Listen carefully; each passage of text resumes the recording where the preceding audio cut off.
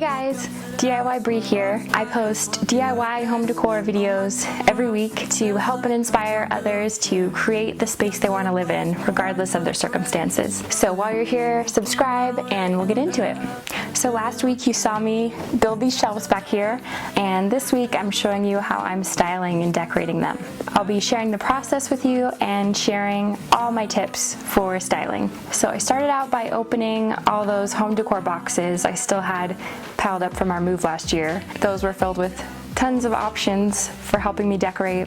This piece I made just a couple years ago. I just built a square box out of wood to fit these boxwood sheets that I got at Joann's to sort of create a living wall art look. I wanted to mention this guy I just made out of scrap wooden dowels of various lengths and heights. I stuck them all together the way I liked them, put a ton of wood glue in there, held it together with rubber bands, and then sanded off any excess glue afterwards. Tip number one is get more than you need. So if you can, gather an excess amount of decor and accessories. You can keep the receipt and return what you don't use, or find other ways of cutting down the cost by shopping secondhand. You can also develop a habit of buying things that you love that are on sale and kind of create a curated collection of items to work off of for future projects. For years, my mom has had this wire rack in her garage or her attic, wherever she was living, with excess decor that she could pull from.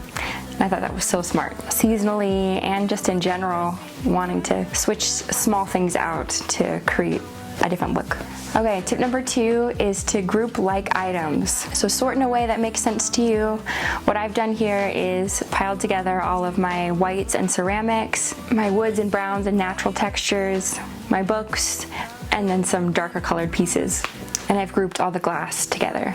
You can sort by color, by style, by size, and this really helps because as you're working through and you realize, okay, I need something that's gonna be big enough to fit the scale of something, or I want something here that's gonna be transparent so it visually doesn't look too weighty, then you have a section to go to. Tip number three, decide on the symmetry or lack of it.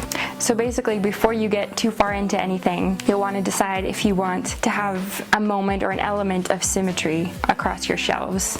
I wouldn't recommend doing more than a couple of these, otherwise it'll look too matchy and too perfect. But it is nice to have some subtle moments of balance and symmetry in your shelving. I'm toying with these boxwood frames that I made, placing one on each side to anchor the whole design and provide some harmony.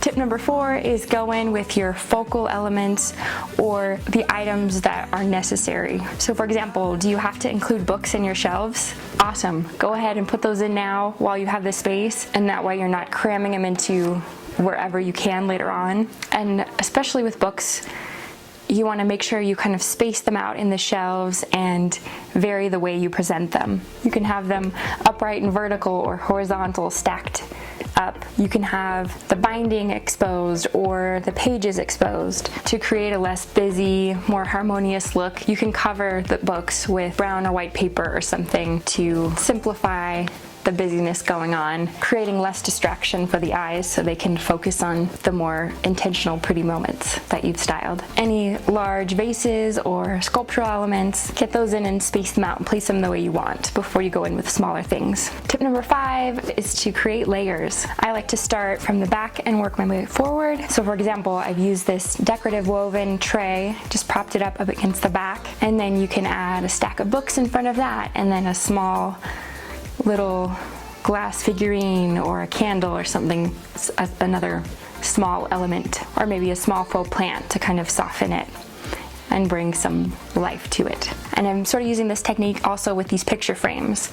That's sort of the backdrop to kind of frame the vignette of what I'm making, and then I can layer smaller items in front of it and create a little moment.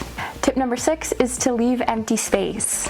Especially if this is a decorative shelf that doesn't have to function solely as storage, you definitely want to try to leave some breathing room between your items. So if you can, really try to create different vignettes that have the space to shine on their own and be cute little moments for your eye to look at without a lot of other excess cluttering it up and distracting you from the really beautiful styled moments you've created. because you've worked hard. It takes hours to do this kind of thing usually. So you want it to look good and not overdo it. So some tips: if things are looking too busy to you, try taking some things out. You can try to use more glass or clear items because visually they don't take up space. You can see through them. Try to use some things that are the same color as the background. So in this case, using some white elements against the white wall allows it so it doesn't feel empty, but there's some items there that are more subtle and aren't screaming for attention. You can also take a busier item and switch it out with something simpler and sleeker. You can replace lots of small knickknacks with one larger item, or you can take all those small items that you have and corral them or style them in a box or in a tray. So visually it's more like one item. Okay, number 7 is try the rule of odds. So if you don't know, it's a design rule of trying to use 3 items, 5, 7, because it's pleasing to the eye when there's a center point. If there's 4 items, there's not really a center item to grab your attention. This makes a difference. Like with the vignettes, having something in the back and then 2 items in front creates a threesome, and that's really pleasing to the eye. When it comes to rules of 3, I think the triangle method is also helpful. You know, a triangle has 3 points to it. That's helpful for your eye to kind of bounce back between the 3. So as you're styling things, if you have like items, maybe have a stack of books here, a stack of books here, and a stack of books here, and that way your eye can kind of diagonally zigzag through instead of having big blocks of one item. Tip number 8 is to take photos. This really comes in handy if you're having some design paralysis and you don't know what to do. Just take a picture of where you're at so far, and then you'll have the freedom and feel more comfortable trying something different because you've already got something started and you don't want to just throw it away, but you know it's not right. So you can go back in, move things around, and then take a picture again and kind of compare the pictures and decide, okay, I like what I had before actually, or this is better. I think we're moving in the right direction. This is also really handy come holiday time. I love to take a picture of an area that I've styled before I go in with all my seasonal decor. That way, after the season's over, I don't have to spend all the effort creatively redesigning a shelf or a corner. I have a picture of what I had before, and then it's easy to just use that as your guide, as your template, and put everything back the way it was. And you can do this process over a period of time. You can take a picture of your shelves, change things up, and give it a day or two. Sometimes you need time to come back with fresh eyes and look at it. Tip number 9, get design inspiration to guide your process. So pin, screenshot, take a photo of things that you like in terms of styling, the way things are set up on somebody's dresser or in shelves or kind of any surface where there's a moment to style things. Take all these, figure out the commonalities and what exactly in those photos are you drawn to.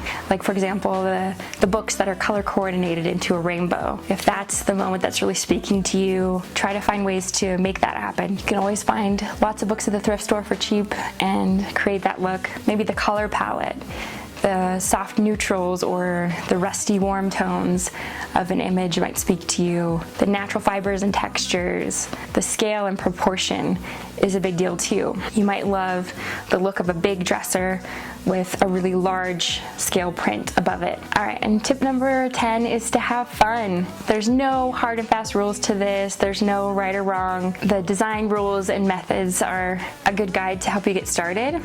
And then after that, just kind of do what feels right to you and what makes you happy, because that's the goal, is to fill your space with things that make you smile and make you happy to be living there. And remember, nothing in styling is permanent. You can always move things around and change it. So have fun, try out different styles, and I hope these tips were helpful. I happen to really enjoy styling, so there'll probably be future videos of me changing this out. I hope you enjoyed. Give me a thumbs up if you did. I hope you guys have a wonderful day. Thank you so much for watching, and we'll see you in the next one. Bye.